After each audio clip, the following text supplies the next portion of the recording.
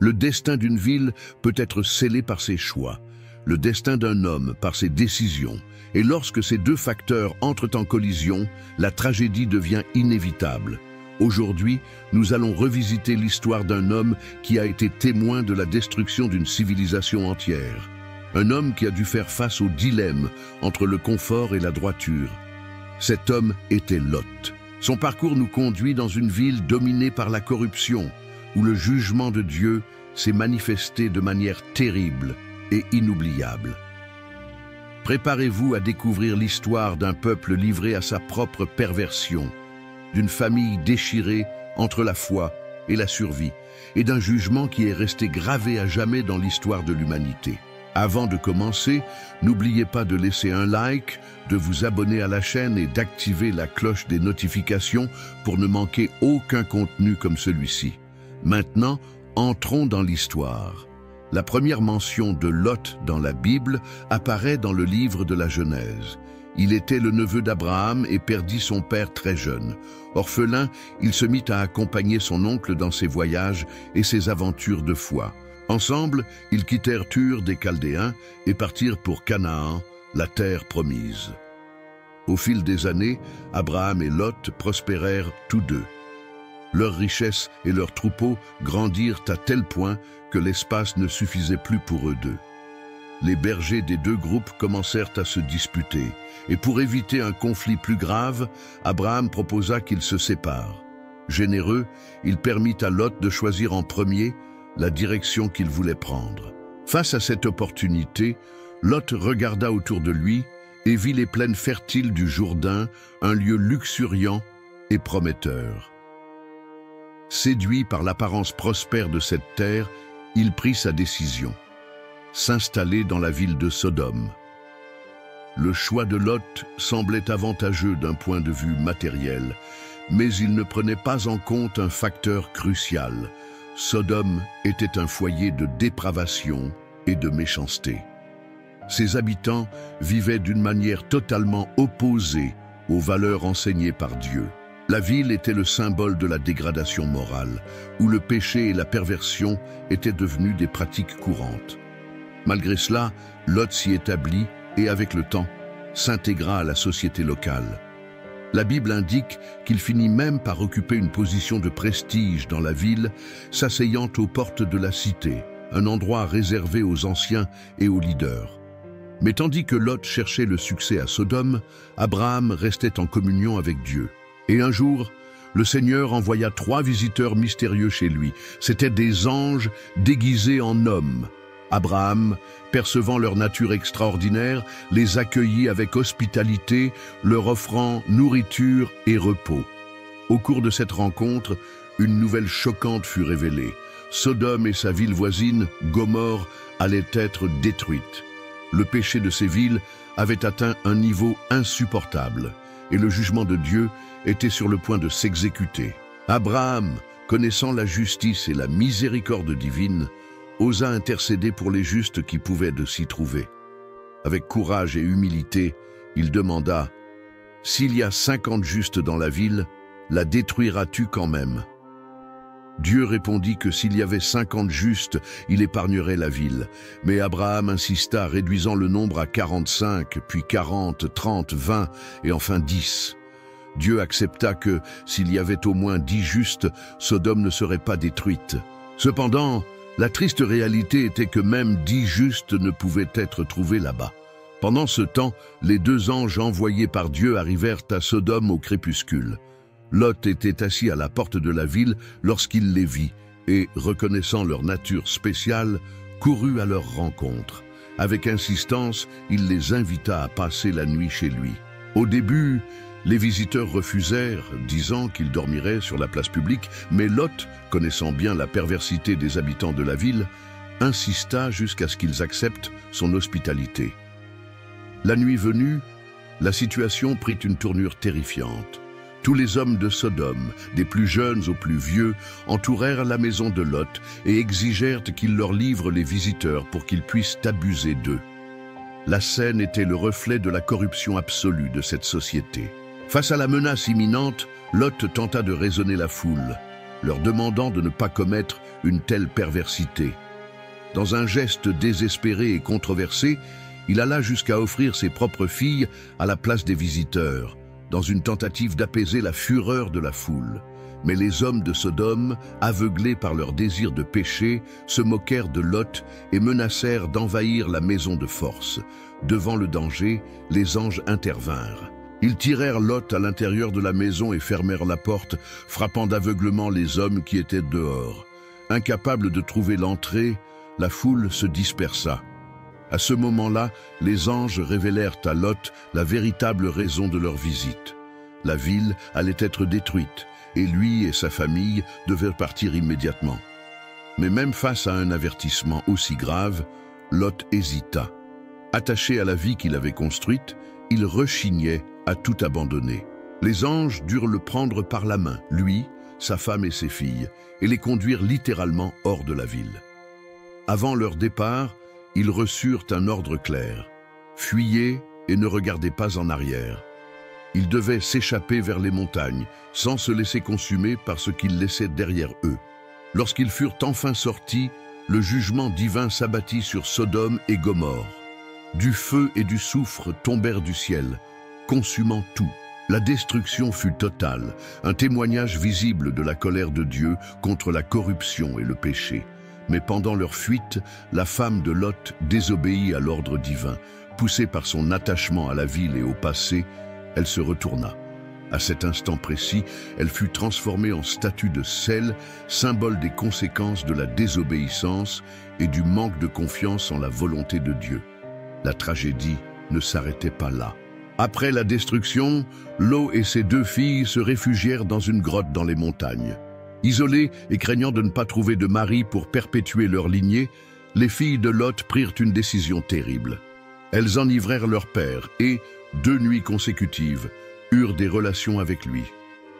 De cette union incestueuse naquirent 2 fils, Moab et Ben-Ammi, qui devinrent plus tard les patriarches des Moabites et des Ammonites. L'histoire de Lot est marquée par des contrastes.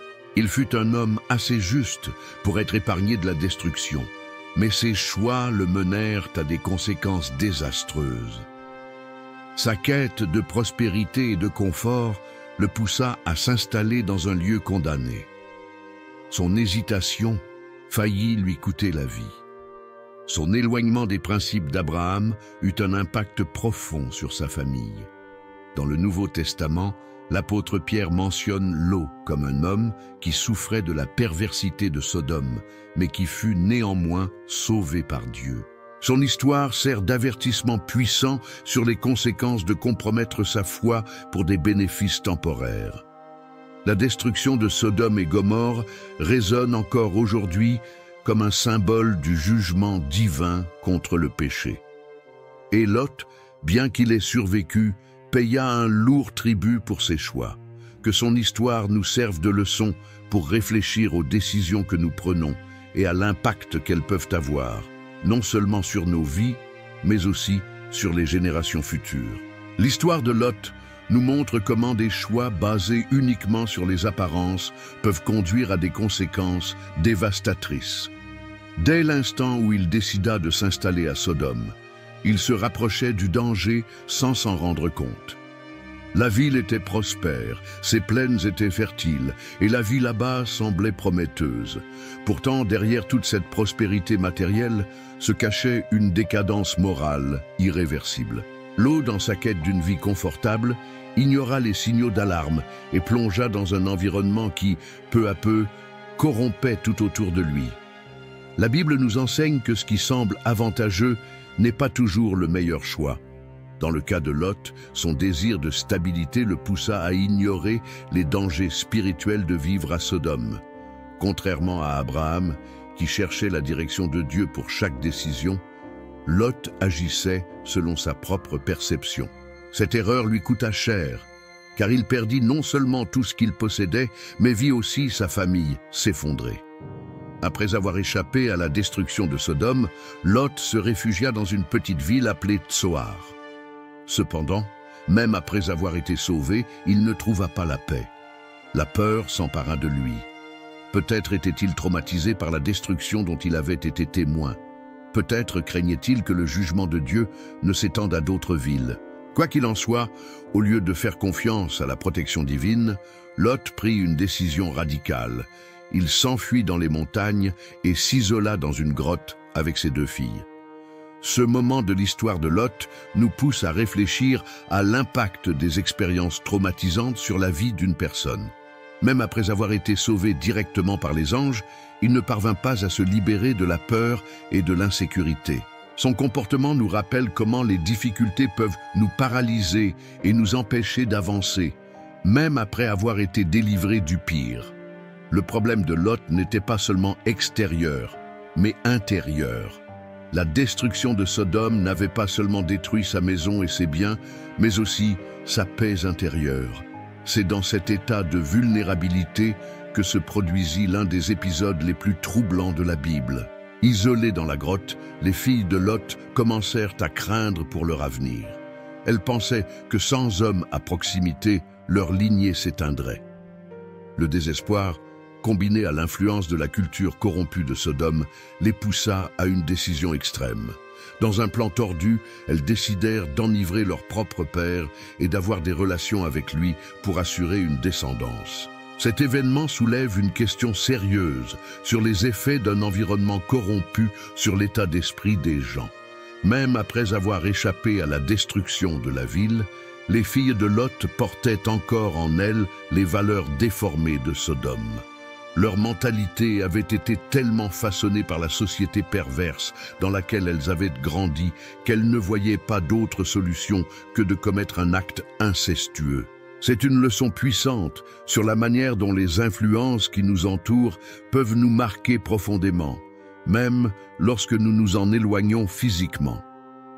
La Bible ne fait pas beaucoup de commentaires sur la réaction de Lot après cet incident. Nous ne savons pas s'il réalisa ce qui s'était passé ou s'il vécut le reste de ses jours tourmenté par cela. Ce que nous savons, c'est que de cet acte naquirent 2 peuples, les Moabites et les Ammonites. Ces 2 nations, descendantes des filles de Lot, jouèrent un rôle significatif dans l'histoire biblique, entrant souvent en conflit avec Israël. Le fait que les Moabites et les Ammonites soient issus d'un événement aussi controversé nous enseigne une autre vérité profonde. Dieu peut transformer même les circonstances les plus sombres en quelque chose qui a un sens. Des siècles plus tard, une Moabite nommée Ruth deviendrait l'arrière-grand-mère du roi David et, à travers sa lignée, ferait partie de la généalogie de Jésus-Christ. Ce retournement de situation nous montre que, malgré les erreurs et les tragédies humaines, Dieu reste aux commandes, écrivant une histoire plus grande. Pourtant, l'histoire de Lot sert d'avertissement sur les conséquences de nos choix. Il n'était pas un homme pervers comme les habitants de Sodome, mais sa décision de vivre là-bas le plaça dans une position dangereuse. Son exemple montre comment même les justes peuvent être influencés négativement lorsqu'ils s'impliquent trop dans un environnement corrompu. Son attachement à la ville faillit lui coûter la vie, son hésitation le mit en péril, et ses choix eurent des répercussions qui résonnèrent pendant des générations. L'apôtre Pierre, dans sa 2e épître, décrit Lot comme un homme qui souffrait quotidiennement de la corruption de Sodome. Cela signifie qu'il ne s'est jamais senti totalement à l'aise dans cet environnement. Il savait que c'était mal, mais il y restait quand même. Combien de fois nous retrouvons-nous dans des situations similaires? Nous savons que quelque chose n'est pas bon pour nous, que nous nous éloignons des principes de Dieu, mais nous restons là, parce que c'est pratique, parce que cela semble être la meilleure option matériellement, ou parce que nous craignons l'inconnu. Lot fut sauvé, mais il quitta Sodome avec de profondes cicatrices. Il perdit sa femme, sa stabilité, et vit sa famille prendre des chemins destructeurs. Il représente ceux qui essaient de marcher entre 2 mondes, celui de la foi et celui du confort matériel. Son histoire nous enseigne que nous devons être attentifs à nos choix et aux influences que nous laissons entrer dans notre vie. Un autre aspect important à souligner est la différence entre la manière dont Abraham et Lot affrontaient des défis. Abraham cherchait toujours la direction de Dieu avant de prendre des décisions. Il renonça à des richesses et à des opportunités pour maintenir sa communion avec le Seigneur. Lot, en revanche, fit des choix basés sur sa propre logique et en paya le prix. Ce contraste entre les deux personnages nous pousse à réfléchir à la manière dont nous prenons nos propres décisions. Faisons-nous confiance à Dieu ou nous appuyons-nous uniquement sur nos propres perceptions? Dans le Nouveau Testament, Jésus mentionne la destruction de Sodome comme un exemple de ce qui arrivera à la fin des temps. Dans Luc 17, 28, 30, il dit « Il en était de même au jour de Lot. Les gens mangeaient, buvaient, achetaient, vendaient, plantaient, construisaient. Mais le jour où Lot sortit de Sodome, une pluie de feu et de soufre tomba du ciel et les détruisit tous. Il en sera de même le jour où le Fils de l'homme sera révélé. » Cette référence nous rappelle que le jugement de Dieu n'est pas une affaire du passé. Tout comme Sodome fut détruite à cause de sa corruption, le monde fera également face à un jugement final. L'histoire de Lot n'est pas seulement un récit ancien, mais un avertissement pour nous tous. Nous devons être prêts, vivre avec discernement et ne pas nous laisser emporter par les influences du monde qui nous entoure. De plus, Paul, dans sa lettre aux Romains, nous met en garde sur la nécessité de transformer et de renouveler notre esprit pour ne pas nous conformer aux standards de ce monde. Il écrit dans Romains 12, 2 « Ne vous conformez pas au siècle présent, mais soyez transformés par le renouvellement de l'intelligence, afin que vous discerniez quelle est la volonté de Dieu, ce qui est bon, agréable et parfait. » Lot n'a pas réussi à transformer complètement son esprit. Il portait en lui le poids de Sodome, et cela affecta profondément sa vie et celle de sa famille. C'est pourquoi son histoire doit nous servir d'exemple. Nous devons être attentifs à nos choix, faire confiance à Dieu en tout temps et éviter de nous impliquer dans ce qui peut nous corrompre. Puissions-nous apprendre des erreurs de Lot et chercher à vivre une vie qui reflète la volonté de Dieu. Si ce message a touché votre cœur, laissez un commentaire et partagez-le avec quelqu'un qui a besoin d'entendre cette histoire. N'oubliez pas de vous abonner à la chaîne et d'activer la cloche pour recevoir davantage de contenu comme celui-ci. Que Dieu vous bénisse abondamment et à bientôt.